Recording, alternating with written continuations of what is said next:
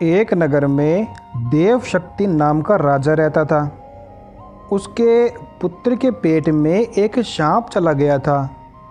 उस सांप ने वहीं अपना बिल भी बना लिया था। पेट में बैठे सांप के कारण उसके शरीर का प्रतिदिन क्षय होता जा रहा था, मतलब वो कमज़ोर होता जा रहा था।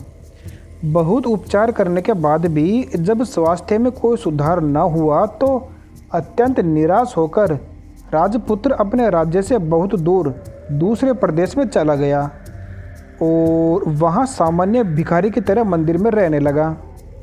उस प्रदेश के राजा बलि की दो नौजवान लड़कियाँ थीं।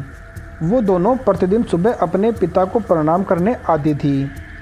उनमें से एक राजा को नमस्कार करती हुई बोलती थी कि महाराज जय हो, आपकी कृपा से ही संसार में सब सुख हैं। दूसरी कहती थी महाराज ईश्वर आपके कर्मों का फल दें। दूसरे के वचन को सुनकर महाराज क्रोधित हो जाता था। एक दिन इसी क्रोध आवेश में उसने मंत्री को बुलाकर आज्ञा दी, मंत्री इस कटु बोलने वाली लड़की को किसी गरीब प्रदेश के हाथों में दे दो, जिससे यह अपने कर्मों का फल स्वयं चखे। मंत्रियों ने राजा की आज्ञा मानी और उस लड़की का विवाह मंदिर में सामान्य रूप से रह रहे उस भिखारी से, जो कि एक राजा का पुत्र था दूसरे राजा का, उससे कर दिया। राजकुमारी ने उसे ही अपना पति मान के उसकी बहुत सेवा की। दोनों ने उस देश को छोड़ दिया। थोड़ी दूर जाने पर वे एक तालाब के किनारे ठहरे। वहाँ राजपुत्र को छोड़कर उसकी पत्नी पास के गांव से घी, तेल आदि अन्न वगैरह चीज़ें लेने के लिए गई। जब वो वापस लेके आई तो उसने देखा कि उसका पति तालाब से कुछ दूरी पर एक सांप के बिल के पास सो रहा है। उसके मुख से एक फनियल मतलब एक सांप बाहर निकलकर हवा खा रहा था। एक दूसरा सांप भी अपने बिल से निकलकर फन फैलाए वहीं बैठा था। दोनों में बातचीत हो रही थी।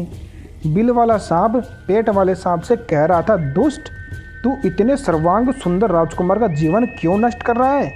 पेट वाला सांप बोला, तू भी तो इस बिल में पड़े स्वर्ण कलश को दूषित कर रहा है। बिल वाला सांप बोला, तो तू क्या समझता है कि तुझे पेट से निकालने की दवा किसी को मालूम नहीं है। कोई भी व्यक्ति राजकुमार को उकाली हुई कांजी की राई पिलाकर तुझे मार सकता है। पेट वाला सांप बोला, तुझे भी तो गर्म तेल डालकर कोई भी मार सकता है। इस तरह दोनों ने एक दूसरे का भेद खोल दिया। राजकन्या ने दोनों की बातें सुन ली थी। उसने उनकी बताई विधियों से ही दोनों सांपों को मार दिया। उसका पति भी निरोगी हो गया और बिल में से स्वर्ण भरा कलश पाकर गरीबी भी दूर हो गई।